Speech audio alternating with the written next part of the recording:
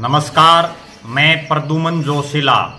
आज के इस वीडियो में आपको बताने जा रहा हूं कि हरियाणा प्रदेश एक बार फिर से एक उपचुनाव की तरफ बढ़ रहा है। जी हां, प्रदेश में मनोहर सरकार के 2019 का जो कार्यकाल है, 2019 के बाद से लगभग हर साल उपचुनाव होते रहे हैं। शुरुआत 2019 के शुरुआत में जब पिछली मनोहर सरकार थी, मनोहर पार्ट 1, तो जींद में उपचुनाव हुआ था। वहाँ के जो तत्कालीन विधायक थे इनेलो के डॉक्टर हरिचंद मिड्ढा जी, उनके आकस्मिक निधन के बाद वहाँ जनवरी 2019 में उपचुनाव हुआ था। उसके बाद बड़ौदा जो सोनीपत जिले का हलका है, वहाँ के जो विधायक थे तत्कालीन कांग्रेस के विधायक श्री कृष्ण हुड्डा जी, उनका आकस्मिक निधन हो गया, जिसके बाद वहाँ उपचुनाव हुआ। उसके बाद किसान आंदोलन के चलते इनेलो के जो प्रदेश में एकमात्र विधायक थे अभय सिंह चौटाला, उन्होंने अपना इस्तीफा दे दिया एलनाबाद विधानसभा क्षेत्र से, और फिर वहाँ उपचुनाव हुआ। उसके बाद कांग्रेस के विधायक कुलदीप बिश्नोई ने जो है भारतीय जनता पार्टी, कांग्रेस छोड़ करके भारतीय जनता पार्टी में वो शामिल हो गए और उन्होंने इस्तीफा दिया आदमपुर विधानसभा क्षेत्र से, जो हिसार जिले में आता है, और वहां से फिर उनके बेटे भव्य बिश्नोई ने भारतीय जनता पार्टी की टिकट पर चुनाव लड़ा। इन 3 उपचुनाव जो इस मनोहर पार्ट 2 में हुए हैं, उसके बाद एक चौथा उपचुनाव लोकसभा का होने की जो है तैयारियां शुरू हो गई हैं। अम्बाड़ा लोकसभा क्षेत्र से जो सांसद रहे हैं और केंद्र में मंत्री भी रहे थे मोदी कैबिनेट में, रतनलाल कटारिया, जो अम्बाड़ा से कई बार सांसद रहे, उनके आकस्मिक निधन से वो सीट खाली हो गई है और वहाँ पर उपचुनाव की तैयारियां शुरू हो गई हैं। उसी उपचुनाव की तैयारियों के मद्देनज़र, क्योंकि उपचुनाव किसी भी सांसद या विधायक के निधन के या उस सीट के खाली होने के 6 महीने के अंदर अंदर होना होता है, उसी कड़ी में अम्बाड़ा में उपचुनाव की आहट शुरू हो गई है। और उपचुनाव की आहट के बीच एक ऐसी नेत्री हैं जिन्होंने अपनी तैयारियां शुरू कर दी हैं। जी हां, अम्बाड़ा से 2 बार सांसद रह चुकी, मनमोहन सरकार में कैबिनेट की मंत्री रही और सिरसा से भी वो सांसद रही, प्रदेश कांग्रेस की भी अध्यक्ष रही, वर्तमान में कांग्रेस पार्टी की राष्ट्रीय महासचिव हैं, और छत्तीसगढ़ जहां कांग्रेस की सरकार है उस स्टेट की वो इंचार्ज हैं, जनरल सेक्रेटरी इंचार्ज कुमारी शैलजा ने अम्बाड़ा लोकसभा के उपचुनाव के लिए कमर कस ली है, अपनी तैयारियां शुरू कर दी हैं। उसी के मद्देनज़र अभी 7, 8 और 9 जुलाई को वो अम्बाड़ा लोकसभा क्षेत्र के सभी अलग अलग विधानसभा क्षेत्रों की विधानसभा वाइज जो है अपने कार्यकर्ताओं की, कांग्रेस पार्टी के कार्यकर्ताओं की मीटिंग लेंगी और उनको चुनावी टिप्स देंगी, चुनावी गुर देंगी, चुनावी मैदान में उतरने के लिए उनको जो है उचित दिशा निर्देश देंगी। उसी के संदर्भ में जो मीटिंग होगी 7, 8 और 9 जुलाई को, उसका जो कार्यक्रम है वो निम्न है। 7 जुलाई को प्रातः 10 बजे पिंजौर में कालका विधानसभा क्षेत्र का कार्यकर्ता सम्मेलन वो करेंगी। उसके बाद 1 बजे बरवाड़ा में के सामुदायिक भवन में पंचकुला विधानसभा क्षेत्र का कार्यकर्ता सम्मेलन होगा, और 3 बजे नारायणगढ़ में, जो नारायणगढ़ विधानसभा क्षेत्र है, उसका कांग्रेस कार्यकर्ताओं का कार्यकर्ता सम्मेलन कुमारी शैलजा करेंगी।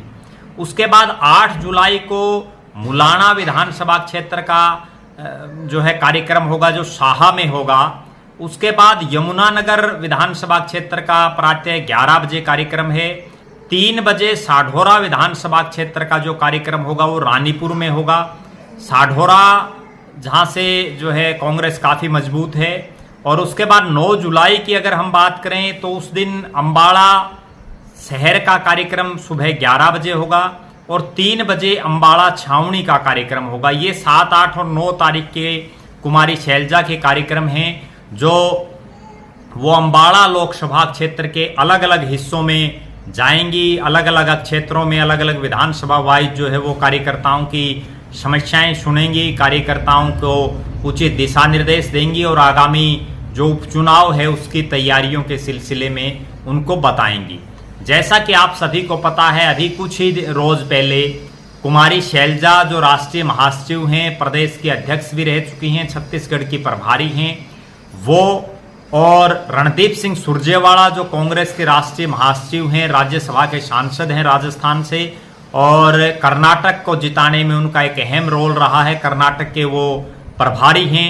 और श्रीमती किरण चौधरी जो चौधरी बंसीलाल जी जो पूर्व मुख्यमंत्री हैं, उनकी पुत्र वधू हैं, सीएलपी की लीडर रह चुकी हैं और वर्तमान में तोशाम से विधायक हैं, पूर्व मंत्री रही हैं और दिल्ली विधानसभा की वो डिप्टी स्पीकर रही हैं। तीनों ही बड़े नेताओं ने संयुक्त रूप से जो है प्रेस कॉन्फ्रेंस की और मनोहर सरकार, भाजपा जजपा सरकार के ऊपर उन्होंने बड़े तीखे प्रहार किए, उनके सरकार की जो भी कमियां हैं उनको उजागर करने का काम किया। और वो जो प्रेस कॉन्फ्रेंस थी उसमें बहुत से ऐसे नेता उपस्थित थे जिनका अम्बाड़ा लोकसभा क्षेत्र में अपना एक प्रभुत्व है। वो चाहे पूर्व उप मुख्यमंत्री चंद्रमोहन हों जो कालका से कई बार विधायक रहे, रामकिशन गुर्जर, चौधरी रामकिशन गुर्जर जो कई बार विधायक रहे, प्रदेश कांग्रेस के कार्यकारी भी अध्यक्ष हैं, और उनकी पत्नी शैली चौधरी जो है वर्तमान में वो विधायक हैं। इसके अलावा साढौरा की जो विधायक हैं रेणु बाला वो भी वहाँ मौजूद थी। प्रदीप चौधरी जिनका अपना एक बहुत बड़ा रुतबा है, कई बार विधायक रहे हैं, वो वहाँ मौजूद थे। और ये तमाम नेता अम्बाड़ा लोकसभा क्षेत्र में इनका अपना एक खुद का वोट बैंक है। कुमारी शैलजा निश्चित रूप से अगर हम बात करें ओवरऑल पूरे प्रदेश की तो अम्बाड़ा लोकसभा क्षेत्र में वो सबसे मजबूत हैं। भूपेंद्र सिंह हुड्डा जो प्रदेश के 2 बार के मुख्यमंत्री रहे हैं लगातार, लेकिन उनके मुकाबले भी कुमारी शैलजा का अम्बाड़ा लोकसभा क्षेत्र में अपना एक प्रभुत्व है। सभी 9 के 9 विधानसभा क्षेत्रों में उनकी अपनी टीमें हैं।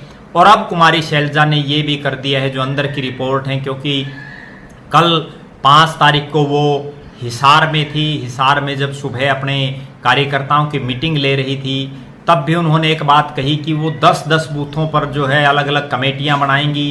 पूरे प्रदेश के जो उनके कार्यकर्ता हैं, उनके समर्थक हैं, उन सभी की 10-10 बूथों के हिसाब से अम्बाड़ा लोकसभा क्षेत्र में अभी ड्यूटी लगाई जा रही हैं। उनको वहीं पर रहने के लिए कहा गया है और वहाँ पर कार्यकर्ताओं को जोड़ने, और कांग्रेस पार्टी जो पिछले 2 चुनाव अम्बाड़ा से हारी है तो दोबारा से जो है वहाँ एक बार फिर से अपनी जड़ें जमाने के लिए इस उपचुनाव के माध्यम से कुमारी शैलजा कोशिश कर रही हैं। इस उपचुनाव में अगर कुमारी शैलजा कांग्रेस की टिकट पर चुनाव लड़ती हैं और वो जीत जाती हैं तो एक बहुत बड़ा जो है प्रदेश की राजनीति में बदलाव होगा और वो प्रदेश में मुख्यमंत्री के चेहरे के रूप में जो है बड़े चेहरे के रूप में प्रोजेक्ट हो जाएंगी, क्योंकि चौधरी भूपेंद्र सिंह हुड्डा और उनके बेटे दीपेंद्र सिंह हुड्डा सोनीपत और रोहतक लोकसभा क्षेत्र से पिछला चुनाव हार चुके हैं। हालांकि अगर हम बात करें प्रदेश के विधायकों में तो विधायक जरूर हुड्डा साहब के साथ ज़्यादा हैं, उनके साथ टिकटार्थियों की संख्या ज़्यादा है, लेकिन कुमारी शैलजा का कांग्रेस आला कमान में अच्छा प्रभाव है, राष्ट्रीय महासचिव। और सबसे बड़ी बात यह है कि वो कट्टर कांग्रेसी हैं। उन्होंने कभी कांग्रेस पार्टी को अलविदा नहीं कहा, कि कोई भी परिस्थितियां आई वो कांग्रेस में रही, और उसी का परिणाम रहा कि उनको केंद्र में कैबिनेट मंत्री बनाया गया, मनमोहन कैबिनेट में और उसके बाद उनको प्रदेश अध्यक्ष बनाया गया, महासचिव, राष्ट्रीय महासचिव बनाया गया, और छत्तीसगढ़ जैसे अहम प्रदेश का उनको इंचार्ज बनाया गया। अब मैं अगर बात करूं अम्बाड़ा लोकसभा क्षेत्र के जो भूतकाल है, अम्बाड़ा लोकसभा क्षेत्र में कब कौन जीता, और उस पर भी एक थोड़ी सी निगाह, जो सरसरी निगाह होनी चाहिए, क्योंकि दर्शकों को ये पता होना चाहिए कि जो अम्बाड़ा पार्लियामेंट है उसमें आज तक कौन कौन चुनाव जीते। वर्तमान में अम्बाड़ा लोकसभा क्षेत्र खाली है, लेकिन 2019 के जो लोकसभा चुनाव हुए उसमें रतनलाल कटारिया भारतीय जनता पार्टी की टिकट पर जीते और वो मोदी कैबिनेट में मंत्री भी बने। हालांकि उनको बीच में हटा दिया गया। 2014 में भी रतनलाल कटारिया भारतीय जनता पार्टी की टिकट पर जीते। 2009 और 2004 में कुमारी शैलजा कांग्रेस पार्टी की टिकट पर जीती और डॉक्टर मनमोहन सिंह की कैबिनेट में वो मंत्री बने। 1999 में रतनलाल कटारिया जब भारतीय जनता पार्टी और अटल बिहारी वाजपेयी जी की आंधी थी उस समय जीते। 1998 में अमन कुमार नागरा वहाँ बहुजन समाज पार्टी की टिकट पर जीते।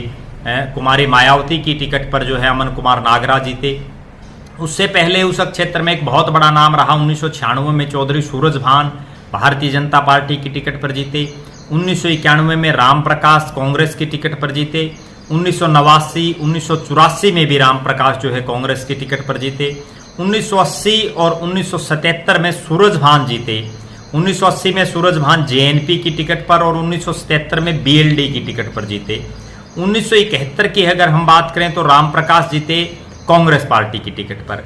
इस तरह से इस क्षेत्र ने बड़े बड़े नेता दिए, कई केंद्र में मंत्री दिए। अगर हम सिलसिलेवार पिछले 3-4 लोकसभा चुनाव का जिक्र करें तो दर्शकों को और ज्यादा समझ में आएगा।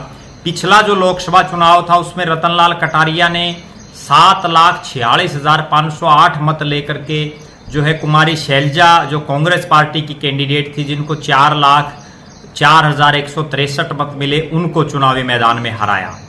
अगर हम बात करें 2014 के लोकसभा चुनाव में तो कुमारी शैलजा चूंकि उस समय राज्यसभा की सांसद थी, उन्होंने चुनाव नहीं लड़ा। उस समय भी रतनलाल कटारिया ने 6,12,121 वोट लेकर के भारतीय जनता पार्टी की टिकट पर कांग्रेस के राजकुमार वाल्मीकि जो पूर्व मंत्री रहे हैं उनको बुरी तरह से हराया। उनको सिर्फ 2,72,047 मत मिले। उस समय मोदी लहर चल रही थी पूरे देश में। 2009 के लोकसभा चुनाव की बात अगर करें तो कुमारी शैलजा ने कांग्रेस की टिकट पर रतनलाल कटारिया को भारतीय जनता पार्टी के जिनको टिकट मिली थी उनको हराया। 2004 के लोकसभा चुनाव में जब डॉक्टर मनमोहन सिंह देश के प्रधानमंत्री बने, कुमारी शैलजा ने 4,15,264 मत प्राप्त करके और रतनलाल कटारिया भारतीय जनता पार्टी के जो कैंडिडेट थे उनको बुरी तरह से हराया। उनको 1,80,329 मत मिले।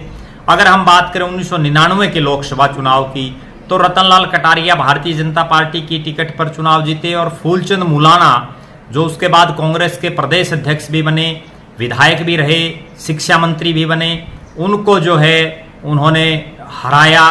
फूलचंद मुलाना को 2,32,982 मत मिले। 2004 के लोकसभा चुनाव से पहले कुमारी शैलजा सिरसा लोकसभा क्षेत्र से चुनाव लड़ती थी, वो वहां से सांसद रही।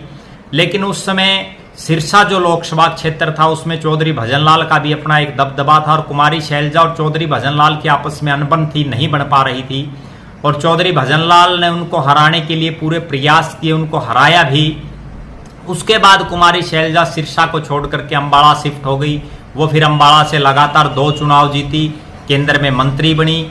उससे पहले कुमारी शैलजा के जो पिताजी थे चौधरी दलबीर सिंह, वो सिरसा से कई बार सांसद रहे, केंद्र में मंत्री बने और उनका बहुत बड़ा नाम था।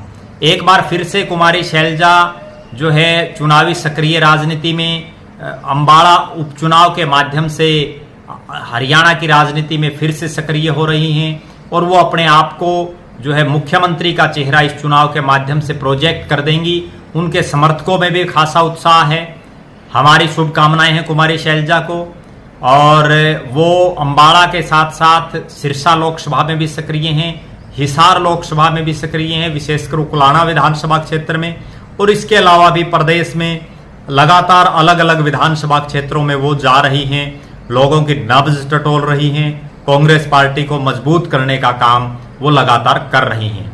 इसी तरह के लगातार राजनीति से जुड़े हुए वीडियो देखने के लिए आप हमसे जुड़े रहें, हमारे चैनल को सब्सक्राइब करें। बहुत बहुत धन्यवाद। आपका अपना प्रद्युमन जोशीला नलवा।